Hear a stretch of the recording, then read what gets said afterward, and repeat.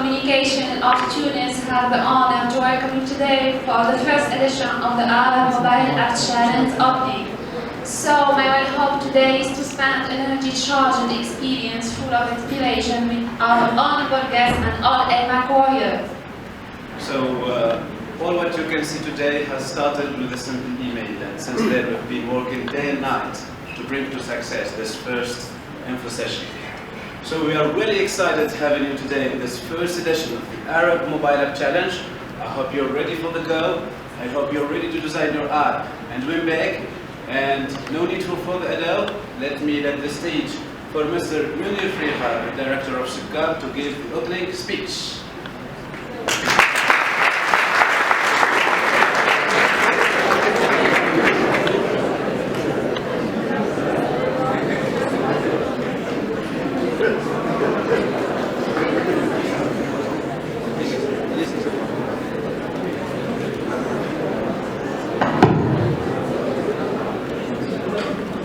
Ladies and gentlemen, it is an honor and real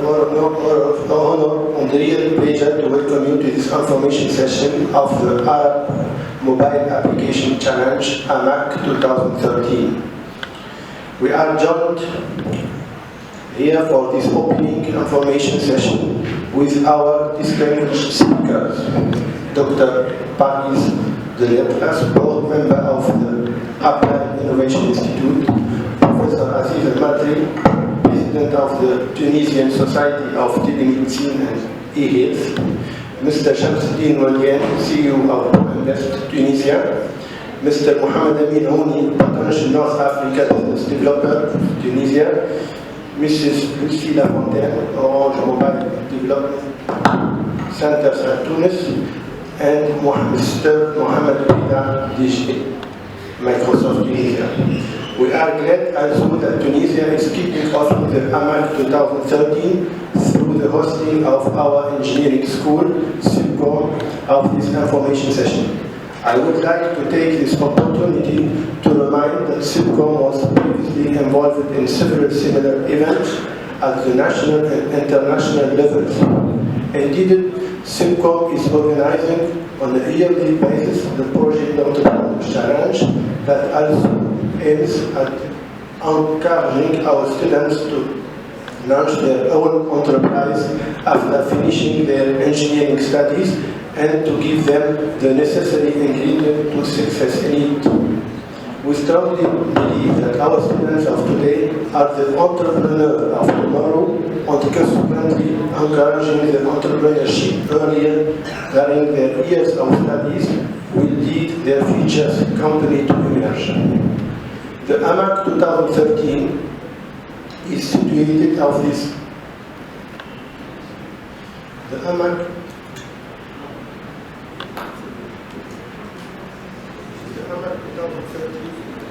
is situated in this context of encouraging entrepreneurial cultures to spread rapidly in the Arab world, initiating students and young engineering to entrepreneurship as it means attracting new resources, innovative ideas, fresh energy and development.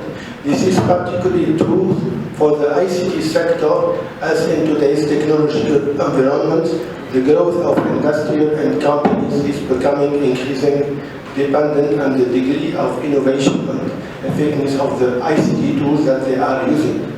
The Arab world needs more than ever to bridge the ICT gaps on mismatch in order to follow today's rapid technological changes.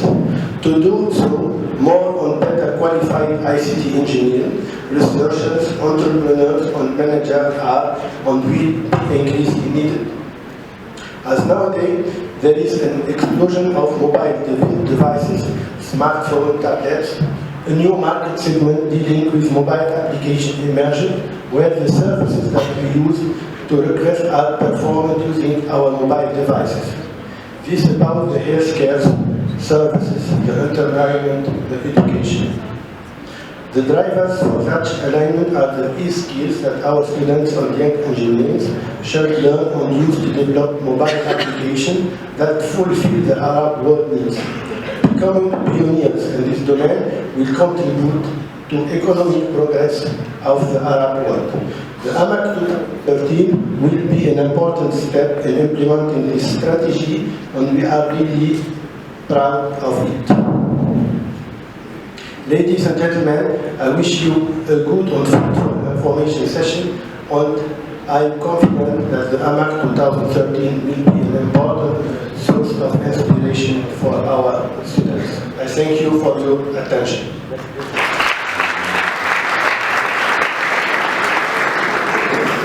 Thank you, sir. Thank you, sir. So we'll ask Mr. Perez Delitraz to start the info session with the partnership with the client.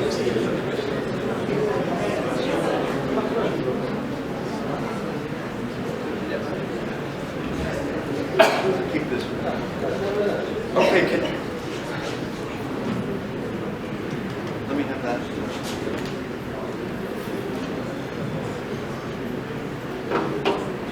Can you all hear me? Yes. Okay. Je m'excuse, je ne parle pas très bien français et pour ça je parlais en anglais aujourd'hui. Mais tout le monde parle anglais ou comprend anglais? Oui? Okay. Once in a while I'll say a few words in French because my French is not that good. But let's begin.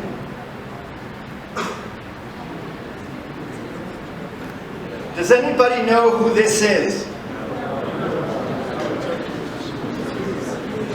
Okay, well, this is a guy that's a friend of mine. He actually lives in Hawaii. But now let's look at this same guy in another picture. This is this guy on that wave. This was in March of this year in Portugal. He rode the biggest wave in the world. 38 meters. Now, let me ask you, do you think this guy, his name is Garrett McNamara, do you think he is comfortable with ambiguity, uncertainty? Yes. I mean, this guy, if he makes the wrong move off that wave, he could die. So he is very comfortable with the unknown. And that's one of the topics that I'm going to talk to you about today, because many of you are probably very technical, right? How many of you are engineers? I thought so. I'm an engineer also. So, let's go to the next slide. I'm going to be talking about your comfort zone. How comfortable are you doing certain things? And how uncomfortable are you doing certain things? Because for many of us, uncertainty and ambiguity, not knowing what's going to happen, takes us out of our comfort zone. So let me tell you my story, because I think it's a good idea if you understand how I developed, because you might be able to relate better to that. This is 1968. Most of you were not born in 1968. All of you were not born in 1968. I was 8 years old. I was a shy guy. I didn't like to play with other children.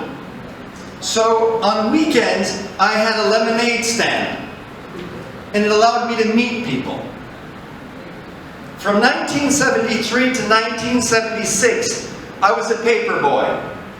This is normal in the United States. You know, if you're trying to make a little bit of money as a child, you're a paper boy. So this allowed me to make some extra money. Now, this is not a picture of me, but I looked like this because I had long hair and I had glasses. Okay, so this is, they didn't have cameras in those days. You know, this is 1970, no, this is 1980, around there. So imagine this is me. Okay? I got a bachelor's in mathematics. That's pretty hardcore, right? Mathematics. And then I did my master's work in computer engineering. I received in 1984, again, most of you weren't probably born by then, but I was getting an award while you were not even born yet. And I got an award in computer science. And then I got my first job at Oracle in 1984. So what's the best way to describe me? I mean, look at that picture. I was a nerd. I was a complete nerd.